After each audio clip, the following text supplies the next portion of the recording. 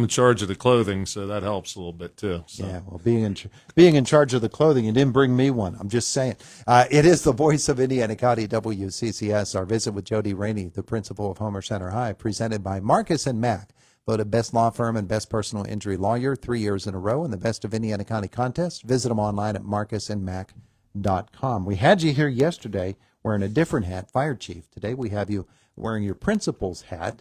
We were just talking about basketball reschedules, other sports. Of course, you've got a swim team at Homer Center now. That's nice. Yes. They're doing very, very well, aren't they? They are. And it's, what a great sport for a lot of kids that, Dave King, our coach, has done a fantastic job of introducing the sport to kids and really emphasizing them, PR and getting their personal, records and personal best and just the growth that you can see, from the kids, and it's, they're competing against themselves. They're just trying to be better than they were the last time in the pool. And that's why that program's growing so well for us. It's a great opportunity for more kids to be involved. So we're really proud of the group and really proud of the effort that Dave King, and Lori, have put in, to that effort. Yeah, absolutely. So, winter sports, we were mentioning how they have been affected, of course, by the weather. But school as a whole has been affected by the weather. And today is another day when the kids are not walking up and down the hallways and filling up the classrooms. That can be a little frustrating, I know, as an educator. But at the same time, you deal with what you have to deal with, and the weather is a part of it every year. Yeah, safety for the kids, obviously, is first. A lot of people are like, well, when I was at this age, my mom was a high school principal secretary back in the day when the phone rang at 5:00 in the morning, I knew what that meant, and stuff like that. But, so we have makeup days built into our calendars, and that's why we do that, because we're not going to risk the safety of our students, when we can make that day up at another time. So, so we have the same amount of days, but yeah, it's cold out, though. That's no doubt about it. So we're going to have a heat wave in the teens hopefully here soon, so we'll see. Yeah, getting the students to stand outside at a bus stop on a day like today or yesterday's weather as well, that can be a really dangerous thing for them. Yeah, and that's what people, I think, sometimes miss on is, when the weather's like this and roads aren't terrible, but that you have to use a little bit of caution on the roads, then that, doesn't fully delay our buses, but the kids are staying out there even longer than normal, and and you're out in these temperatures for any length of time. That's not a good situation for anybody. Yeah.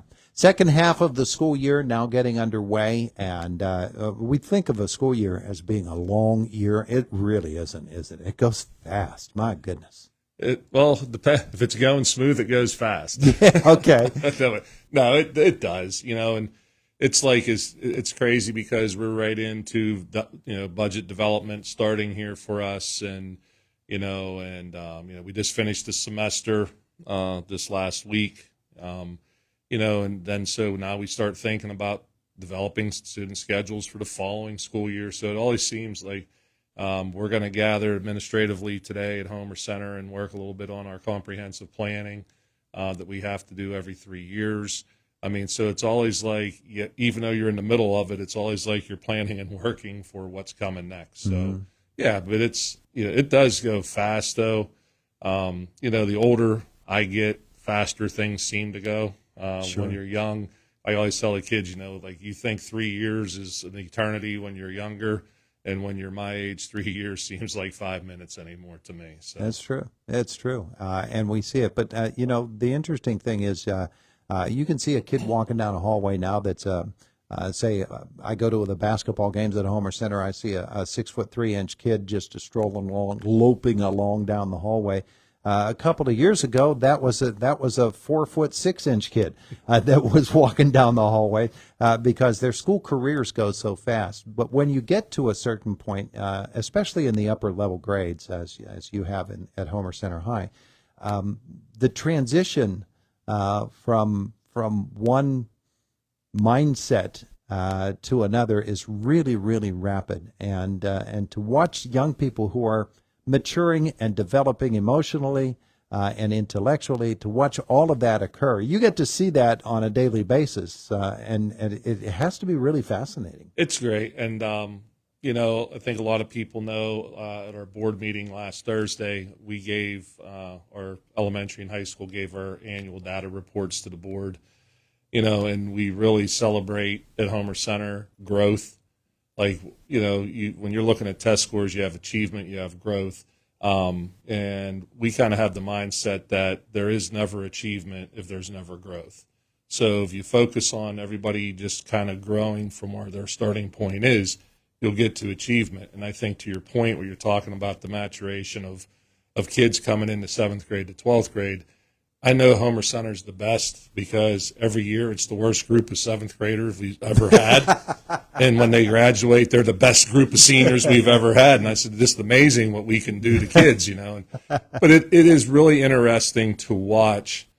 It's crazy because you see kids in 7th and 8th grade, and some of them are a little bit more mature than others. Some of them are developed and intellectually, physically, even socially different. And to watch them as they grow up through, as they grow in age and they climb the grades, just to see how much they grow is just amazing to me. How they take experiences, because I'm a big believer that every experience in life, positive, negative, or neutral, is an opportunity to learn and grow. Mm-hmm. And watching and kind of trying to get our kids into that mindset. And I'm also a believer that I don't teach kids what to think. We try to teach kids how to think, and being able to watch them in the hierarchy of intelligence. In other words, like the bottom line of learning is just factual information. As you get up into being able to analyze, synthesize, make judgments, those types of things. And just to see that growth it's really rewarding. I don't know how else to say it. I think I have the best job there ever is. I mean, I get to have a little bit of an impact, hopefully, on helping teachers grow and helping teachers be able to help kids grow. And I'm the only think about my job. My job is to help kids make kids' dreams come true. Yeah. I mean, tell me there's a better job than that, because there's not. We were talking earlier this morning, a report coming out. It wasn't a report. It was people commenting on how you can tell kids that were raised in as only child as opposed to those who had brothers and sisters. And there are more of those only child families now than there used to be, probably more now than at any other time. And those kids who come in as an only child, they bring communication skills, since they've only been talking with adults for all their life, that are much more developed than when we were kids, when we would basically just have to grunt at a brother or a sister and that our communication was complete. Not that case anymore. These kids are really, really bright, and they're developed. The parents, I think, are doing a great job. Well, they are, and I always say this, it's a partnership. The ultimate responsibility to teach children rests with the parent. I will go to my grave believing that. And we are a catalyst into helping, instill, those skill sets on how to learn, how to communicate, how to adapt socially. Like, everyone, I was in a class one time, they defined curriculum as everything that happens to a student from the time they get on the bus to the time they get off of it every day. Yeah. And what that really means, and I embrace this, is it's not only the knowledge and the intellect that we're trying to help grow in a student. We're also trying to help them grow socially and also emotionally. And I think that's a big part of education, is the development and helping assist the parents in the development of the entire child, the whole child. Yeah, yeah. Book learning and life learning, they have to go together. Things coming up on the Homer Center schedule? Yeah, we have the elementary school. Their spelling bee for 6th grade is February the 6th. So for the parents that would like to attend that'll be during the school day. Mrs. Genscher told me that information has been sent home already in what they call their Friday folders. So parents of Homer Center will understand when I say make sure you're checking the Friday folder for more information on the 6th grade spelling bee, which will be February 6th. And then also the entire district, we have parent-teacher conferences February the 3rd, and that's from 12 o'clock to 6 o'clock. or 7 o'clock, I apologize. And so if you'd like to schedule a conference with any of your teachers, parents are just encouraged to contact like the elementary office for elementary conferences, the high school office, and we'll schedule those conferences for them. And I do encourage, it's a partnership. Parents, I would encourage them to come in and just, get to better build that relationship with the teacher, kind of find out where your child is, excelling and areas where we can continue to support them. And so I just hope everybody, kind of comes in and takes an opportunity to meet with their teachers and help what we can do to do more for their kid than we're already doing. Big doings at Homer Center, and of course, reschedules of activities. You're getting everything done. Jody, thanks so much for coming in. Hey, thanks, Todd. And like I said, the secret of leadership, Todd, know what you know what you don't know who knows what you don't know. Don't be afraid to ask. There you go. It's a great approach. It is the voice of Indiana County. It's WCCS 101.1 FM, AM 1160. Celebrate the new year and save big on new furnishings from Dowds. Right now at Dowds, get New Year savings up to 40%, plus earn additional bonus discounts. Whether you're looking for new furnishings for one room or your entire home, the more you buy, the more you save. But hurry, the New Year savings and bonus discounts end soon. Drive a little, save a lot. Dowds in Plumville and Greensburg. Doesn't your home deserve Dowds? At Communities at Indian Haven, staff members enjoy rewarding careers.